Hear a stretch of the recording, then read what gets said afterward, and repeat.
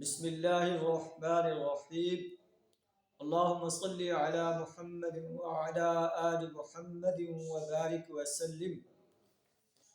عن أبي هريرة رضي الله عنه قال بينما رسول الله صلى الله عليه وسلم في مجلس يحدث القوم جاءه أعرابي فقال متى الساعة.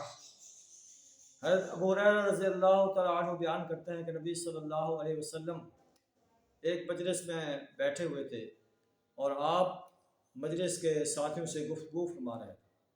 اسی اصلاح میں ایک عرابی آیا اور اس نے نبی صلی اللہ علیہ وسلم سے سوال کیا، متی الساعہ، قیامت کب آئے گی؟ آپ صلی اللہ علیہ وسلم نے اپنے گفتگو جاری رکھی۔ جب آپ فارغ ہوئے تو آپ نے سائل کو بلایا اور فرمایا، فَإِذَا زُجِّعَتِ الْأَمَانَةُ فَانْتَظِرِ السَّاعَةَ، کہ جب امانت ضائع کر دی جائے تو پھر قیامت کا انتظار کرو۔ فقال کیف اضاعتها، تو وہ عربی کہتا ہے کہ امانت کو کیسے ضائع کیا جائے گا؟ تو نبی صلی اللہ علیہ وسلم نے فرمایا، اذا وسد الامر الى غیر اہلہ، جب امور ایسے انسانوں کے سپرد کر دیے جائیں جو اس کے اہل نہیں ہیں، فانتظر الساعہ، پھر قیامت کا انتظار کرو۔ اسی بات کو قرآن میں الفاظ میں بیان فرمایا گیا ہے کہ ان اللہ یأمرکم ان تؤدوا الامانات الی اہلھا، اللہ تمہیں آرڈر دیتا ہے کہ امانتیں اہل انسانوں کے سپرد کرو۔ وَإِذَا حَكَمْتُمْ بَيْنَ النَّاسِ أَن تَحْكُمُوا بِالْعَدْلِ، اور جب تم لوگوں کے درمیان فیصلہ کرو تو انصاف کے ساتھ، عدل کے ساتھ فیصلہ کرو۔ ان اللہ نعم ما یعظکم بہ، اللہ تمہیں یہ نصیحت کر رہا ہے۔ ان اللہ کان سمیعا بصیرا، بے شک اللہ سننے والا اور دیکھنے والا ہے۔ اللہ اپنے اس آرڈر کو دینے کے بعد تمہیں آبزرو کر رہا ہے کہ تم امانتیں جو ہیں اہل انسانوں کے سپرد کرتے ہو یا نا اہل انسانوں کے سپرد کرتے ہو۔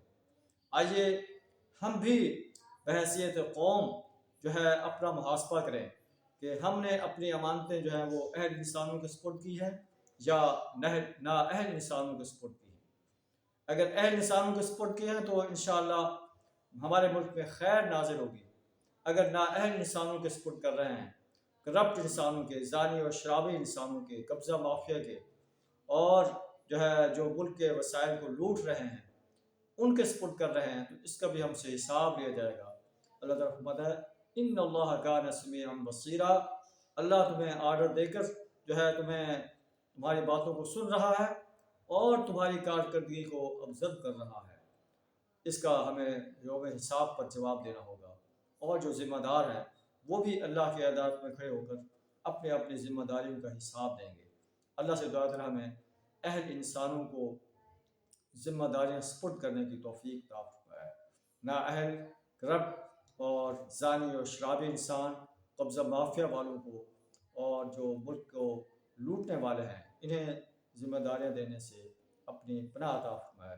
وآخر دعوانا الحمد للہ رب العالمین۔